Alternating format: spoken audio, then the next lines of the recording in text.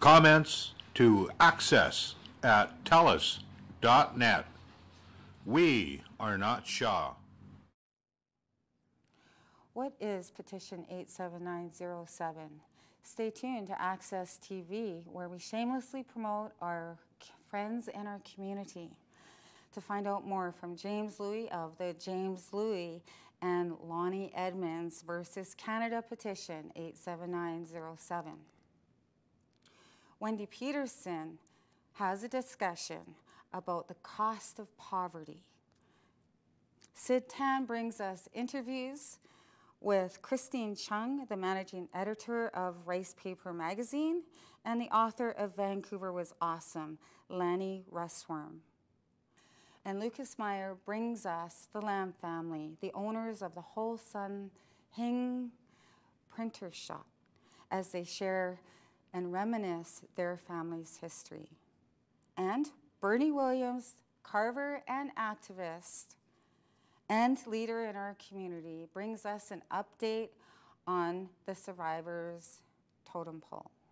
Next up, Wendy Pedersen on Access TV. Hello, my name is Wendy Pedersen, and I'm here with Access TV, shamelessly promoting our friends and community. This is the first part in a series that I'll be covering about poverty in BC for Access TV. You may have heard the recent reports in the news about the growing child poverty in British Columbia. A shocking 153,000 children are living in poverty. That's 1 in every 5 children in British Columbia. That number could fill the Rogers Arena in Vancouver 8 times. And poverty is growing in our province, and so is inequality. So we have with us in the studio today 2 people who are working on reducing poverty and ending inequality in our province by lobbying for policy changes. Our first guest is Ted Bruce. He's the Executive Director of Population Health for Vancouver Coastal Health, and he's also the co-chair of the BC Poverty Reduction Coalition.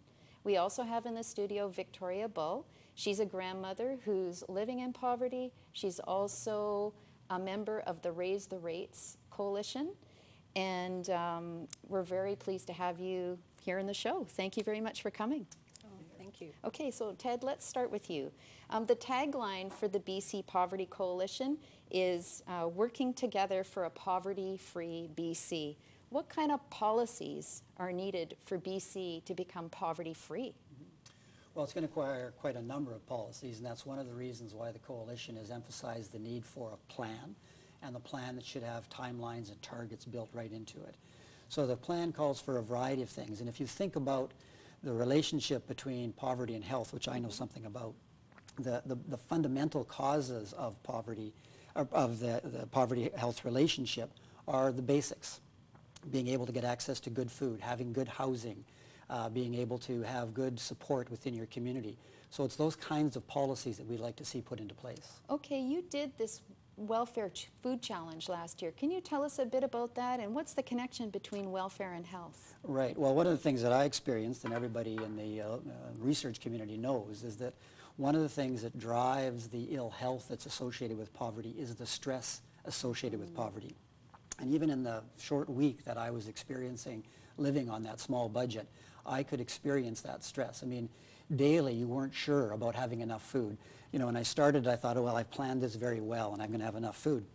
After about day 3, I started really worrying I was going to run out of food by the end of the week. And that is a constant stress that people in low-income situations experience. It transfers into the physiology of their body, and it transfers eventually into chronic disease. So according to the dietitians of BC, it costs $863 a month for a family of 4 to live a healthy lifestyle. And Victoria, you're a grandmother living in poverty, raising a grandchild. Can you tell us, like, do you have enough to eat on what you get from welfare every month? And can you afford to do the necessary things that you need to do in order to raise a healthy child? Actually, we don't get enough, you know. And I find that my granddaughter misses out on a lot of stuff, you know, like going to movies, sports, you know, even taken some kind of, you know, like music or whatever, you know. And, you know, like, I'm really grateful that St. James Academy offers a free music program for the kids, you know. It's really, it really helps people on low income. Is it, can you manage to eat? Are you hungry you know, sometimes? I have to do a lot of volunteer work at the school. And through Carnegie Center, I get the meal tickets, which are really useful, you know. Right, so there isn't enough money there to make it through the month. So families aren't the only people that are affected by poverty. Let's hear now from Fraser Stewart. He's a single man living on welfare, and here's a video that was produced by Tamara Herman of the Carnegie Community Action Project. My name's Fraser Stewart, and I live on welfare, $610 a month. My food budget is roughly about $26 a week. My rent is $425. My phone is $42. And the rest is basically other supplies. Even though I know how to eat cheap, I can't make it on $26. You know, it's impossible.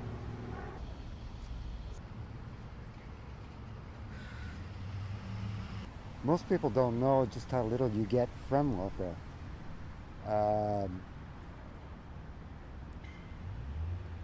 There's a lot of propaganda about people abusing the system and how we live on a high life.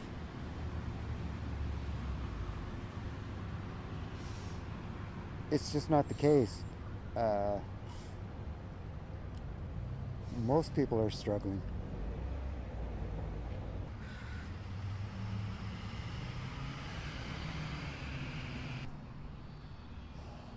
People should be angry. It's costing society so much to do nothing.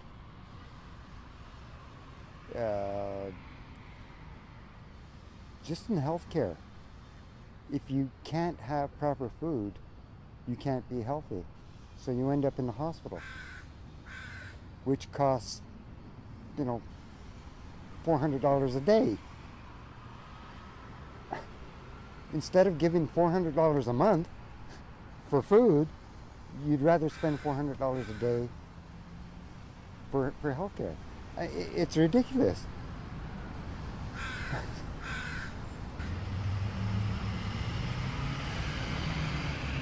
When people tell you that poor people should just get a job, what do you say to them? It's not that easy. No. Like in my situation right now, you know, I don't have seniority on a job, so, you know, which is really, really difficult, you know.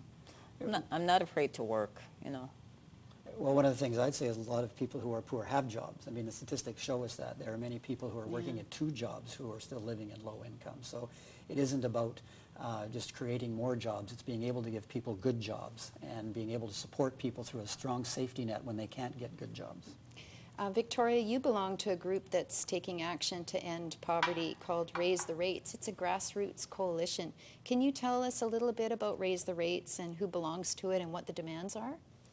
It's many different groups are involved in it, you know, and we've all come together. We do a lot of media coverage. We do a lot of talking in the community, and you know, because the rates have not been raised in the last 6 years, it's a demand for not just families, but everybody throughout BC. You know. What are you trying to raise the rates to? So they're at $6.10 a month for a single person. Do you remember what the? Well, a lot more right now. It's not. I don't want to guess off. You know, out of my head. So that's one of the core demands, though, is to raise welfare rates. And you have some actions coming up. Once a year, the Raise the Rates does something in front of the CBC Food Bank. Yes. Tell me about that. What's the purpose of going to the food bank to call for raising the rates? Well, we're demanding justice, not charity, you know. What does that mean? Well, we want to take it to the government that, you know, we want the rates to be raised, you know. It's a demand. And you'll be out in front of the CBC Food Bank Day trying to get that message out? And being, like living in Vancouver is very expensive, you know. That's for sure. Very expensive. So, go ahead. Well, I was just going to say, one of the challenges with charity is that it's, you know, it's very nice and it's helpful for people, but it doesn't eliminate the root causes of poverty. And I think that's what people are calling for when they are sort of a little bit critical about the charitable, you know, method, is that it doesn't get at the roots of poverty, and it is policy changes that we'd like to see rather than relying on the charitable model. Yeah, we need to learn about that, the public. We need to understand what those policies are. So, Victoria, how can people get involved in Raise the Rates? We have meetings, quite a few meetings going on, and, you know, just you being there and involved is a big, it's useful for all of us, you know. So people could go to the website, right, too? Exactly. There's a website, the raisetherrates.ca, I think. And we always have meetings on the second floor at Carnegie Center. Okay. You're more than welcome to come and see Jean, myself, Great. or Fraser, And you know. Ted, how do people get involved? Tell us quickly what the BC Poverty Reduction Coalition is and how people can get involved in it. Well, it's a huge number of organizations that are members of it, and there's a great website that you can go to and you can sign up. You can sign on to a letter that we've got of outlining what we'd like to see government do, and you can participate obviously in the meetings, etc. So we have a great website with lots of resources as well about poverty and the impact of poverty and the costs of poverty. Awesome. Ted Bruce of the BC Poverty Reduction Campaign and Victoria Bull of the Raise the Rates Coalition, thank you for sharing with us a little bit about your work and for your leadership in our province to end poverty. Access, audience, get involved. Thank you very much.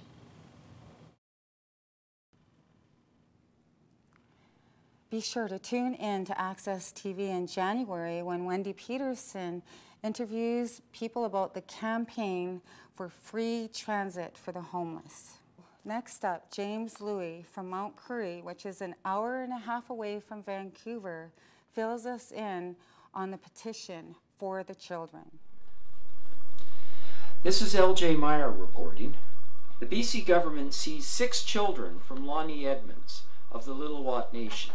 James Louie, with the support of Richard Joseph and other Lillooet elders, filed a petition against Canada with the Inter-American Commission on Human Rights. As residential school survivors, they want to stop the government's continued apprehension of Aboriginal children. Gunargie O'Sullivan, Wendy Pedersen and I traveled to their home on the Mount Currie Reserve, located 150 kilometers north of Vancouver. Gunargie started by probing gently into James's personal experiences with child apprehension. How many generations of your family ended up in residential schools? We were probably the first generation into residential school. There's my brother, Steve, my sister, Noreen, my brother, Don, mother, Wilfred. I'm the only one that's left. The Indian agent told my parents, if James doesn't go to residential school, one of you is going to jail, the other one is not going to get any money to look after James. So off I went. In the first residential school I went to was in St. Mary's, Mission City. I went there from grade 1 to 8. And then I went to St. Joseph's Mission in Williams Lake for grade 9. So grade 10, 11, and 12, I went to Kamloops. My very first day in residential school, I did not know I was James Louie. The elders of my family named me Wataklasan. Okay, there's roll call. You know, James Douglas. The teacher come over to me and Wataklasan. Whack. I went down. Okay, I might have been, what, 65 pounds, 6 years old. Knocked me over, I knocked the chair over.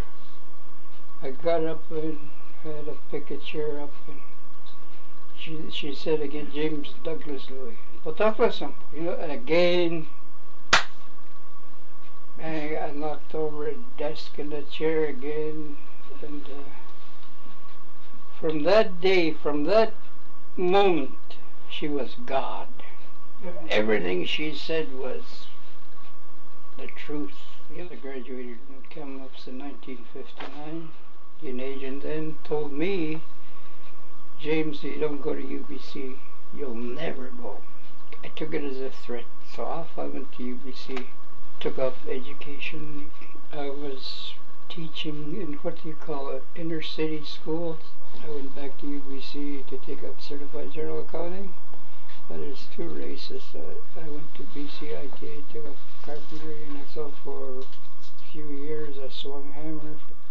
When did this journey begin for you, Lani? 2007. I lost my kids. How many kids did you have at the time? I had 4 at the time. And how old were you? 23. So you were a really young mom. I am the principal initiator to petition 879-07, which is at the Organization of American States, the Inter-American Human Rights Commission. That is the thing that is on the very top of the petition. We have no treaty with Canada. They have no jurisdiction to apprehend. And so what happened after you lost the children? How did you feel? I don't know. I don't know anymore. I'm numb. I'm angry. I'm hateful. And we have no treaty with Canada. They still force us to use the violators' law, the violators' court, the violators' judges, the violator lawyers. And we find that there's no way in what is called Canada can we ever beat that system. I can face my great-grandchildren. I can tell them, yes, I know what is happening. I did something about it.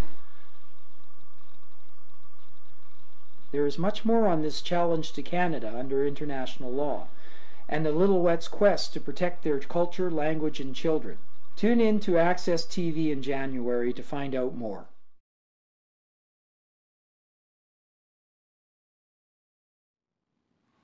We will have more episodes on the James Louis and Lani Edmonds versus Canada petition. And as we continue on with our interview with Tracey Bonneau, the Public Relations of the Algonquin Centre, we're going to talk about traditions and cultural teachings at the Algonquin Centre. Can you tell us what happens at the beginning of each year at the Algonquin Centre? Yeah, actually we just finished our 4 Foods Feast, which is called Al Ulusjin. And the Okanagan people, the Syilx people, we are governed by food. So in our culture, the highest respect that we can pay to our culture is through our 4 food chiefs. And the origin of our area and location, we always thank the 4 food chiefs because prior to people being here, the animals were here and the plants were here. And they knew that there was going to be human beings that were going to come. And the Quillanchutin creator said, oh, those poor things, they don't even know how to, they don't know how to survive. They're your children. So that's why people feel at home when they're out in the environment, because the land is their parents. And we understand that as Okanagan people. So cut to the four food chiefs and Alusjin. Every year we celebrate and pay respect to Chief Salmon, Chief Chief Sia, which is the Saskatoon berry, Chief Speetlam, which is the roots in the ground, and Chief Skumgeest black bear. And there's a longer story about the evolution of us respecting the 4 food chiefs. But if you think about it now in terms of ecology and today, for a people to be so civilized as Okanagan people were, the Syilx people, my people were, we practiced 100% sustainability. 100% for 10,000 years or more. And we knew what to do at certain times of the year. And that's why I kind of get mad at the saying Indian time. Because for us, we were always on time. Because it meant our survival. So in Algonquin Centre, one of the practices we have is to have discipline and spirituality and fun. We have an art school and celebrate and fun and celebrate. So, you know, that's the good times. I'm sure you've been at a couple of our feasts. What did you eat when you were there? When I was there, I tried some elk. I got to try some Saskatoon berries, and I think I even tried some elderberries while I was there as well. Yeah, our land is, the Okanagan land is full of all of the roots, berries, the deer, and wild food. And wild food is so important for health and for people. And the more that we understand what wild food is and what it means to us and humankind and mankind, I think we would protect it a little bit more. Because I know that a lot of children today are suffering from diabetes. They're obese because of poverty, because of convenience. And one of the things that I know in First Nations communities that we can do to actually help with that is to go back to our traditions, which is harvesting wild foods. It's there, it's free, as long as we protect those areas. So what is the story that is shared by the Seal people about the bears and why you should not eat bear? Well, we, as Okanagan people, we can eat bear, but we don't because of one of our oral stories, which all of when Quillanchuten, the creator, said, what are we going to do about these people that are coming? How are we going to help them? And so Chief Sia, the berry, the roots, and the salmon gave their lives. And so Quillanchuten wanted everybody to sing a song, and Skumgeest. All the animals came when Milkanoops sang his song, because he was eagle and he was flapping around, and all the animals, and it was a beautiful song, and it was a powerful song because it was eagle song. And all of the animals celebrated when the deer sang his song, and when the salmon sang his song, and all the animals and plants sang their songs. And all of a sudden, bzzz, there was Fly. And he was looking. Quillanchuten, the creator, said, Fly, are you going to celebrate the people that are coming? Are you going to sing your song? Fly said, I'm not going to sing my song. I'm just Fly. I'm a pest. I eat poop, and people bat me out of the way, and nobody listens to me, and I'm just Fly. Quillanchuten said, everybody has a song. Even you, Fly. Fly said, well, they're all gone now. Everybody left. Nobody wants to hear Fly's song. Besides, I'm just Fly. Quillanchuten said, you have a song. I will wait here until you sing your song. Because these animals laid their lives down for you. And there was Bear, he was dead. There was Sia, he was dead. There was Nditi, he was dead. And there was Speetlam. They all laid their lives down so us people could nourish ourselves with the salmon, with the berries, with the four-leggeds, with the deer. They said that they would do that to protect us, to clothe us. So Fly says, okay, then I'll sing my song. And Fly started to sing. And his song was so powerful, he brought Black Bear back to life, and Black Bear stood up. And it was that teaching of everyone has a song. And no matter how small you are, no matter how small your voice is, no matter how insignificant that you think you are and that you're not part of community, don't be mad at Fly. Because if Fly is buzzing around and making noise, it's for a reason. Fly is part of community. And Fly was so powerful that he brought Black Bear back to life. So Quillanchuten told the Okanagan people, we will be able to eat Black Bear in survival, but because he was brought back to life, you will have to sing Fly's song if you want to eat him. And that's the story of the four food chiefs and the power of community, and that everybody's voice matters. It doesn't matter if you're a Fly. You're there for a reason.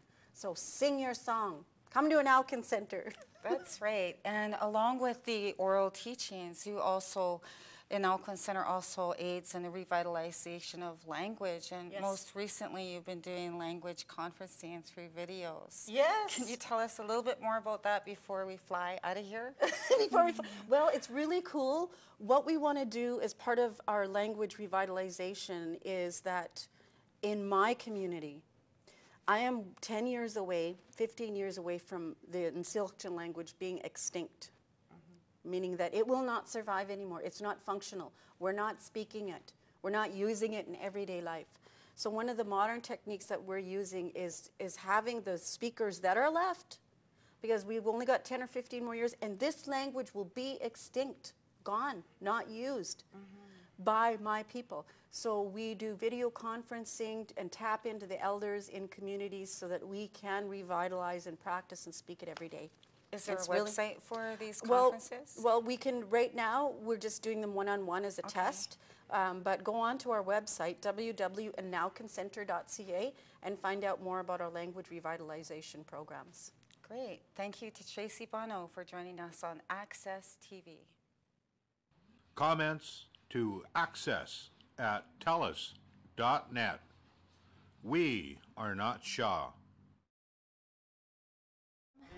My name is Madeline Tien, and I just want to thank Anna, Alan, and Jim for asking me to say a few words. In 1999, I was the editor of Ricepaper. This is one of our early issues. I didn't last long. I only lasted 3 issues. At the time, I thought it was extremely unwise to put the magazine in my hands because I really didn't know anything. I hadn't read the things I should have read. And I was full of aspirations, but I had very little experience. I had worked in a tuxedo shop at McDonald's and at a Chinese restaurant in North Vancouver. But I truly embraced the idea of making space for other artists. The question was how to support them without limiting them, how to engage their identity without defining that identity, how to speak on behalf of a group, or to a group, or as a group. The questions that I had when I edited Ricepaper 14 years ago haven't really left me. But there's one thing I can say more confidently now, and that is that the need for something like Ricepaper is real. Perhaps the necessity for it is more acute now than it was 14 years ago. And if you'll allow me, I'm going to say something slightly controversial now. Please do not throw your chopsticks at me. In the literary world, writers read one another, assess one another, review, critique, and award one another. Together, they decide the work that will be visible and the work that will remain invisible. In reviewing and critiquing the work of Asian, South Asian, African, and Arab Canadian writers, our critics simply do not have a great depth of knowledge, whether that be historical context or literary precedents. I've seen this on the prize juries and on the grant juries on which I have served. And each time I've seen it, I've told myself that it was just an anomaly. It is only now, after more than 10 years of seeing these patterns, that I feel confident in saying that it is not an anomaly, but a fixed pattern that is very difficult to shift. As some of you may have noticed, aside from Joseph Boyden on this year's Giller Long List, the list was composed entirely of white writers. It is worth noting that in 10 years of the Writers' Trust Fiction Prize, only 8 non-white writers have ever been nominated, and this number includes Rawi Haj 3 times. In fact, until Essie Edushin won in 2011, no woman of color had ever been nominated in the history of the prize. In 10 years of the Giller, a total of 12 non-white writers have been shortlisted, but before you get too excited, this number includes twice each Rawi Haj, M.G. Vasanji, and Michael Ondaatje. I know that the reasons for this are very complex, but I truly believe that for a strong literature to emerge, writers need opportunities. They need doors to open, support in the forms of grants, nominations, which translate into visibility, and if not, some writers will lose the opportunity to perfect their craft, because literature is a craft, and it requires time, commitment, a paycheck, publisher support, and intelligent critical response. Certainly the astonishing works created by women writers in the 20th century are a testament to this fact. So I just want to put that out there, and I want to raise a toast to Ricepaper to thank them for engaging with this question, for being part of the struggle to find an answer, and for acting rather than simply wishing. So to Ricepaper, thank you.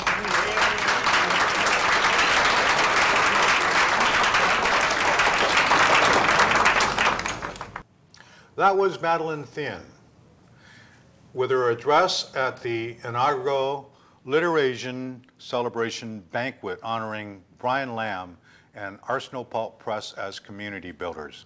My name is Sid Tan, and we have with us today Kristen Cheung, the managing editor of Ricepaper magazine and one of the people that made the literAsian festival happen. Thank you for coming to the show, Kristen. Thanks for having me, Sid. The little piece that we just saw with Madeleine Thien, that made a lot of buzz, didn't it? It kind of got literAsian on the media landscape. Yeah, it got a lot of coverage online at the Georgia Straight, they're amazing, and the National Post, and it was basically printed verbatim in the National Post, and also lots of buzz on social media, on Twitter and Facebook, and everything in between. And it brought up the idea that there aren't enough Asian Canadians, or put another way, there's a group of people that run the book prizes and all these things, and very few of them nominated are Asian Canadians or non-European heritage writers, I think is what it was saying. And people weighted in on that, and that was really quite good to see. And because that happened, I think literAsian almost served its purpose already, didn't it? Yeah, it did. Yeah. So tell me about literAsian. What is literAsian?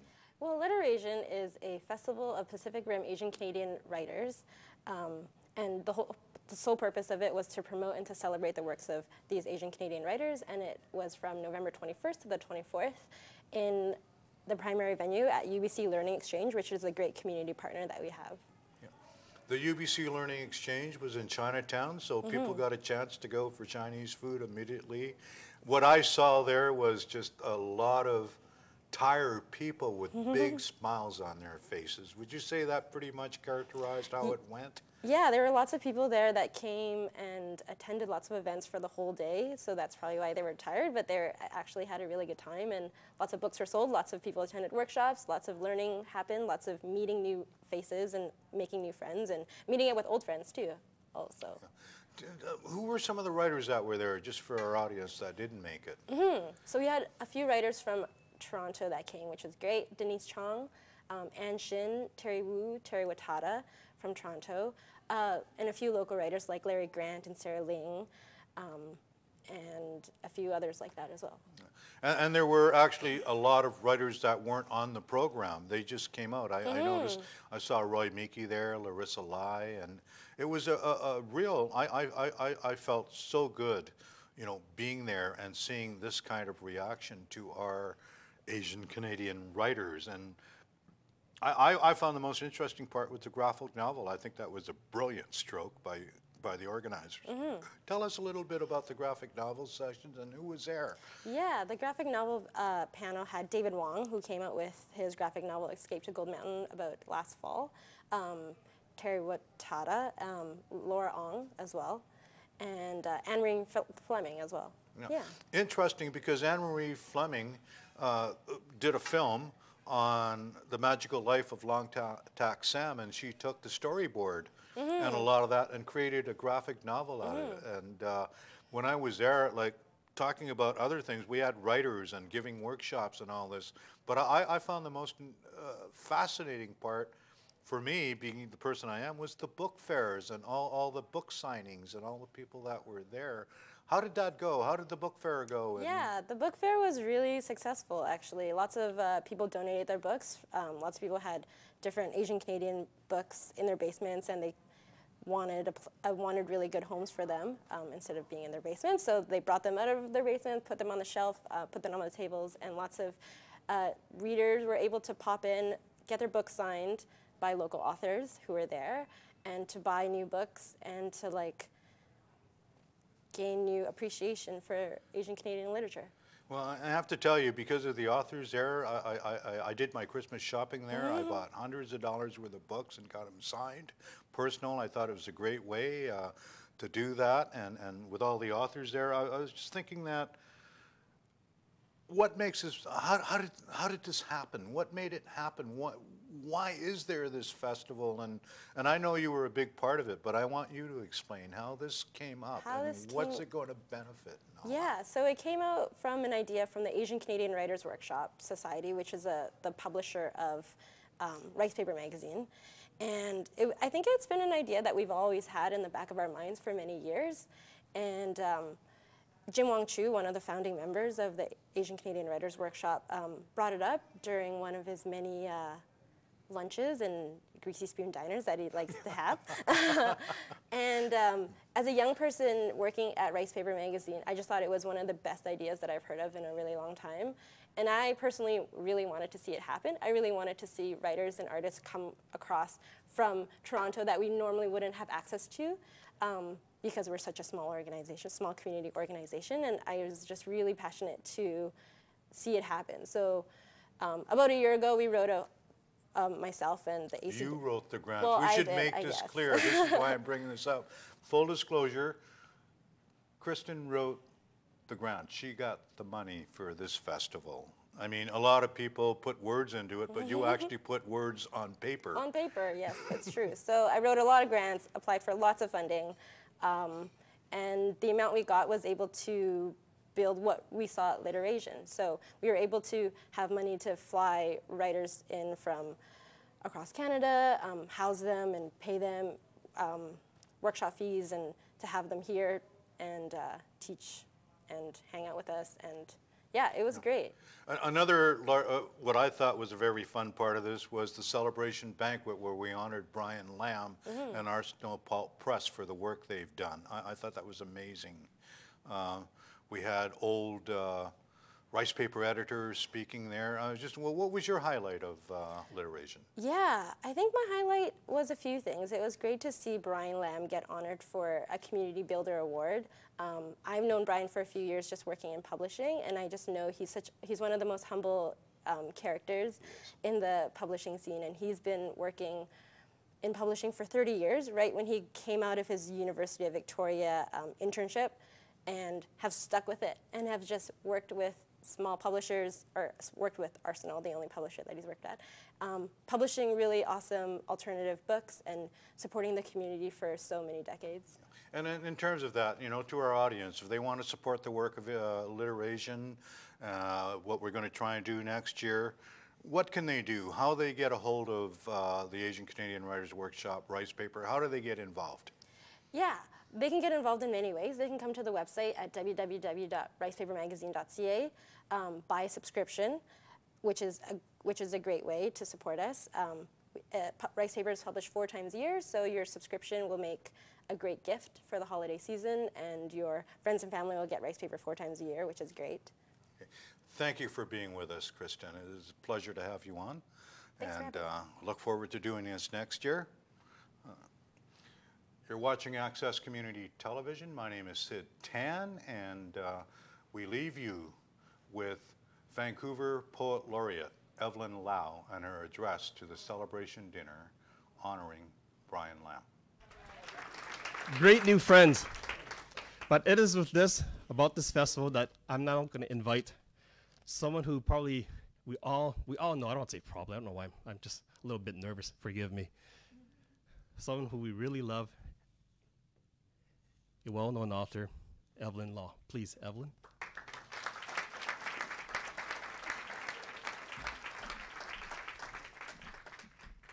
Thank you, David. Those of us who were there at the opening know what an amazing host David is. He just needs to kind of loosen up and be the shit disturber that he's promised that he would be. Anyway, everyone, thank you so much for coming out tonight and for supporting the festival. It's been an intense weekend, I'm sure, for all the writers here. I've been to a number of literary festivals around the world, and I know how quickly friendships are formed and creative collaborations that continue long after the festivals end. So it has a kind of ripple effect. You know, this little pebble will create, you know, who knows what poems and stories will come out of this. And of course, we have to thank everyone who has worked so hard, especially Jim Wong-Chu. I was reconnecting with him and his wife, Marlene. And I just wanted to say again, for those of you who haven't heard this story many times, that they took me in for dinners and conversations when I was a wayward teenager who desperately wanted to become a writer and wasn't being taken seriously. And Jim, you know, took me seriously. And he has devoted most of his life to committing himself to creating a younger generation of Asian Canadian writers, many of us who come from a background where that is not at all encouraged. I gather this is the first of hopefully many literAsians, and Jim is a bit of a glutton for punishment, so he's going to put himself through this again next year, I think. But we all owe him a debt of gratitude.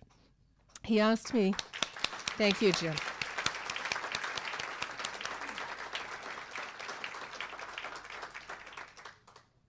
He asked me to read a poem, and the poem I chose is in honor of someone whose son is here tonight. Kagan, would you stand up? Yes, Kagan, go.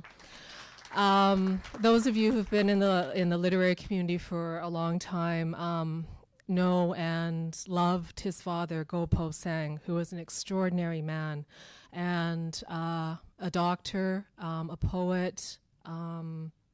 I was thrilled to see in the latest issue of Ricepaper a memoir that he had written, and it just reinforced again to me, you know, what we've lost. And he had just an incredible talent. So this poem is in his memory. It's called Willow. We've lived a long time in one place.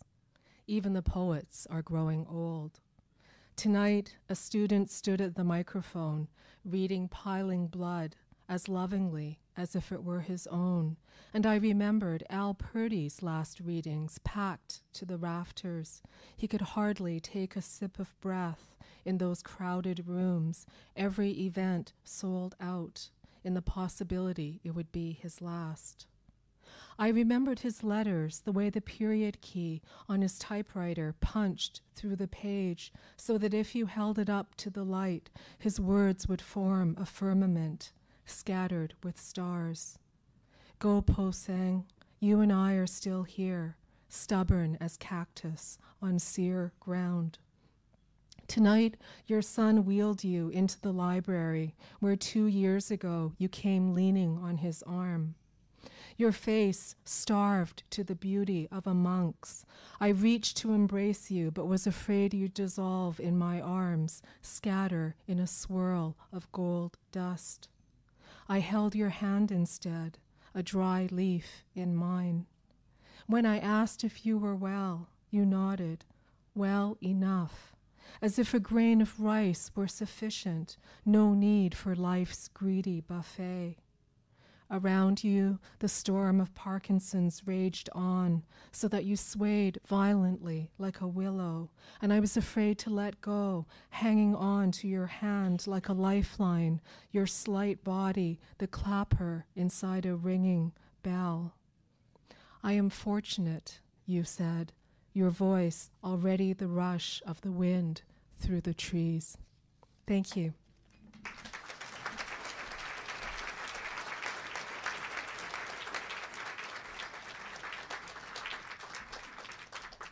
Thank you, Evelyn. Evelyn is Vancouver's Poet Laureate.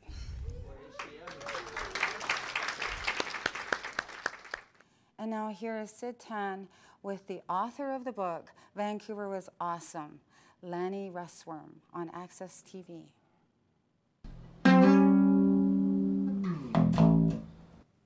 Hello and welcome to Access Community Television, shamelessly promoting our friends and community. My name is Sid Tan, and I'm here with Lani Russwurm. He's the author of the recently launched book, Vancouver Was Awesome. Welcome to the show, Lani. Thank you for having me, Sid.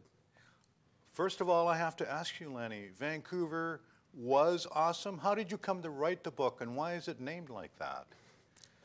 Yeah, it's sort of, a lot of people have brought that up, that it sort of sounds like Vancouver isn't awesome anymore. But it came about through Vancouver Is Awesome, the website, and they had a Vancouver Was Awesome section segment on the site for history, and a couple of years ago, Bob Kronbauer emailed me and asked me if I wouldn't mind posting on that, since I'd already been doing Vancouver history stuff on my own blog for a few years. So what are some of the things that were awesome and not so awesome now? Well, there's been, I think there's been a lot of, definitely a lot of changes. There's lots of buildings that were pretty awesome that have been demolished. That's one obvious thing that stands out. I think largely the book's cultural history. Like, it's mostly pop culture. It doesn't get into politics, doesn't get into development too much. I mean, there's some, you know, late 60s, early 70s, there's some kind of protest stuff then, but it's still like sort of on the ground stories. Yeah. I was particularly interested in the stuff. I've been in Vancouver for almost 40 years now, so some of the things that you brought up in there, I actually see happen. And in looking at that, I'm just wondering, what did you find was your most amusing, or some of the more amusing stories that you found?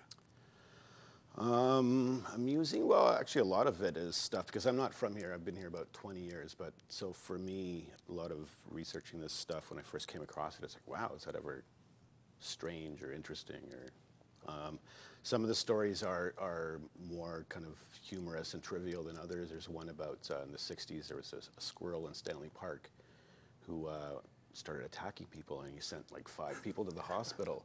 That's pretty awesome. It was a funny story, but also then there's other like nature stories in there too that sort of see Vancouver's relationship with nature, which is a pretty kind of fundamental thing to this place. So I understand the book has been very, very well received. It made up to 9 in the BC book list in terms of sellers and things like that. How is it going, and what's your feeling about it? I don't have any numbers, but they tell me it's selling well. It's out in most bookstores, like the big chains will have it, and a lot of the smaller independent bookstores will have it as well. But yeah, the publisher assures me it's doing quite well. A little about yourself, Lani. You're a historian, is that correct? Yeah, that's right. And was this part of what you did, or did it just come out of after you got out of school, or? Yeah, I came out of, so I went to SFU. I did a political science BA and then history master's degree. And the topic that I was doing for my master's degree was locally based topic. So during the course of doing my thesis, I did all this research and had all this, you know, I'd found all this interesting stuff that I just thought was interesting and that didn't necessarily relate to my thesis. So I started blogging it just as a way to share some of this stuff. Let's give our viewing audience a look at the book, and we'll tell them a little bit about more. But as we get going, I'm just wondering, how can people get the book? It's in most bookstores and all that, but I understand it's published by Arsenal Pulp Press. And is there a way they can order it online? Yeah, they can order it right off Arsenal's website. It's arsenalpulp.com, and also the usual suspects like Amazon and places like that will have it as well. And yeah, my personal preference would be for people to buy it from local independent bookstores, but whatever works for you. It might be cheaper in some places than others. Well, Arsenal Pulp Press is a good publisher to support as well. Yeah, they're local, and they're my neighbors. They're local. And, so is there anything else you'd like to add about this book? I mean, we're sort of giving a hand. I hope it's great Christmas giving. I can see that being a great Christmas giving. Yeah, I think when I put it together, I wanted it to have a little bit something for everyone. So I think it's, you know, someone who's just came to Vancouver, doesn't know anything about the city, they'll find it useful. And I think someone like you who's been here for decades will enjoy some of the stories too. So it's, you know, it's a coffee table book. It's a fairly easy read, lots of photos. Yeah. Thank you for being with us today, Lani. Awesome, thank It's you. been a pleasure having you on there. We've been talking with Lani Russwurm.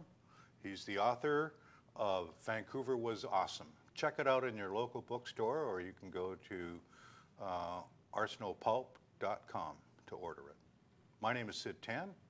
Thank you for watching Access Community Television. Lucas Meyer reporting. I went to visit Ho Sung Hing Printing in Chinatown, a print shop that was closing after over 100 years of continuous operation. Well, I think my grandfather started it, what, 1905, right? Or 1905. He came over as a cook for the Grandfather came over as a cook. I say, but Dad came over as a young man, right? And he helped his father out, right? And he came over in 1919. Yeah, 1919 is when my dad came over, right? And he helped Grandpa run the business, and then, as I say, he bought the business from my grandpa. So how many generations was it? Well, it's only we're the third generation. Yeah. You know, and it's still a pretty young company, third generation, right? You know. And then, as I say, when my grandfather decided to go back to Hong Kong, Dad bought the business. If my brother Stephen was here, right, was alive, he'd know. He was the historian in our family. My brother Stephen, but he just recently passed away. I'm sorry, I heard about that. He had the extremely good memory on these things, and he collected all the history of the family. And now, right, we're just trying to pick up the pieces. The bulk of the business was stamps. We made our names in stamps. Stamps? Yeah, we made our names in stamps. Not too many people will pay for letterpress printing anymore. Yeah. It's more artistic now, right? The letterpress printing. The printing business, everything's gone digital. The infamous smiling Buddha. We knew the boss very well in those days, and that logo went missing. I don't know what happened to it. Yeah, most of the machines been sold? Yeah, to someone locally. When did you sell that one? See, Mom said, sold it. Bob Rennie bought one. Bob Rennie bought one. I know Howard Equipment in Toronto would like to have our casting machines. Just a matter of deciding what to do with it.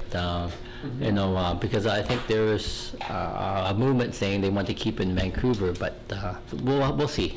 As I say, there's no ending to that story yet. This interview left me wondering, what do you do with over 100 years of history and memories? An interesting downtown East Side project. It's the Survivors Totem Pole. Sid Tan interviews Bernie Williams, a carver and a leader currently living in the downtown East Side.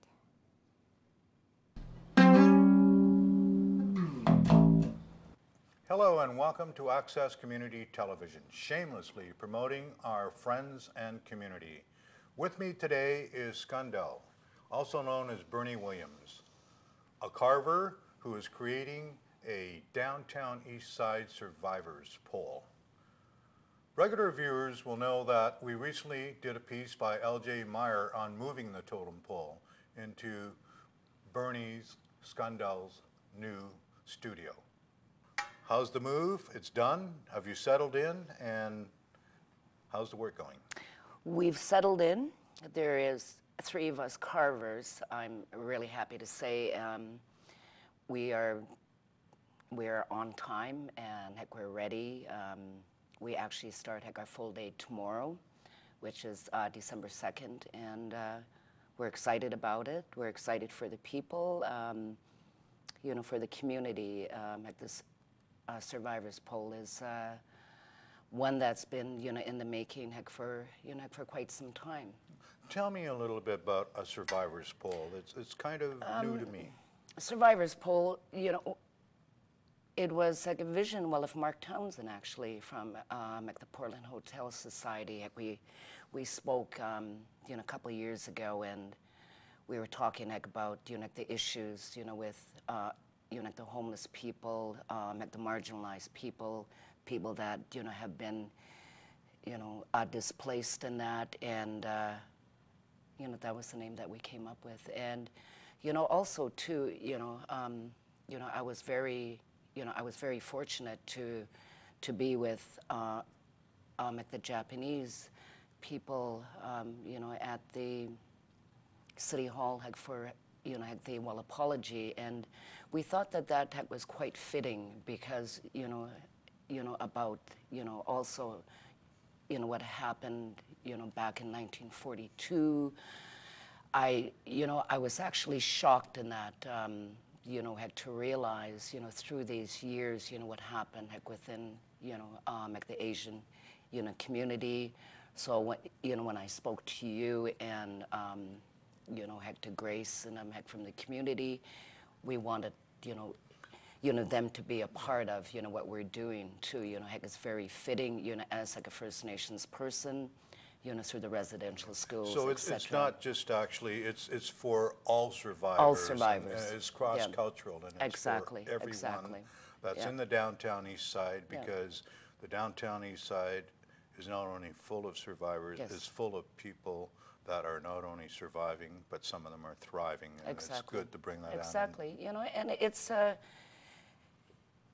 a reminder too, you know, that, you know, I don't take things for granted, you know, even with working and that, you know, whether, you know, and, you know, I love my community, you know, I love the people, you know, within like, the community, you know, and, you know, heck, it's something, you know, that heck, we can't forget, you know, what has happened, you know, and, you know, that, you know, as a pole that's going to be there, you know, as a...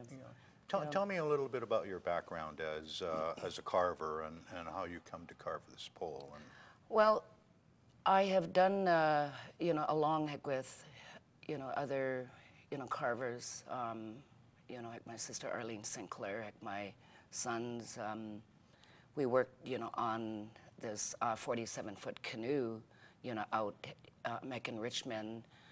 That was at the beginning of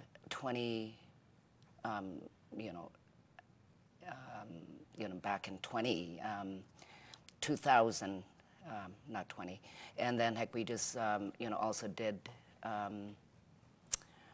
the homeless, you know, people's totem pole heck for the First United Church, you know, so, and also for the city, Vancouver School Board, you know, up in Van Tech and that.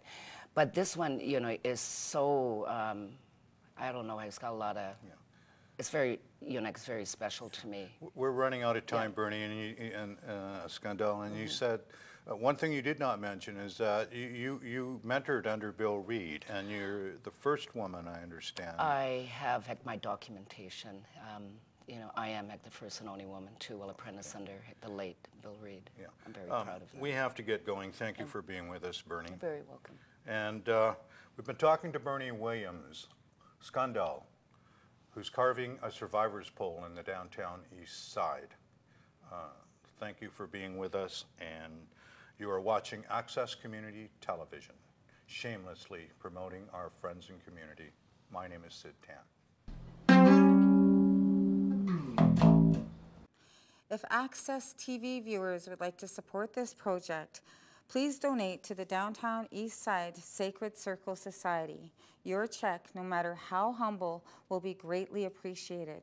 You can drop off your checks in an envelope addressed to the Downtown East Side Sacred Circle Society at the front desk of the Carnegie Center, which is open until 11 p.m. every night of the year. And I'm Gunargie O'Sullivan. Thank you for joining us for this last edition of Access TV 2013. I hope that you had a productive year and that we've given you plenty to think about when you're thinking about your New Year's resolution. Protect the earth, sign more petitions, and give more for the cause. Thank you. I'm Gunargie O'Sullivan.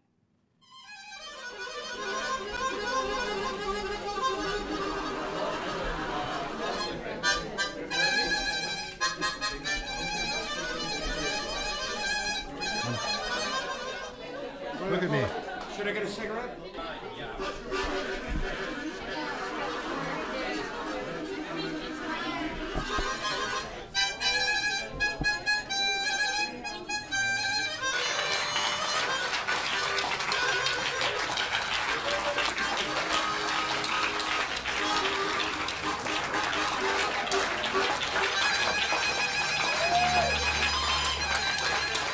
Big smile. Jim, that's no smile. He's still rattled.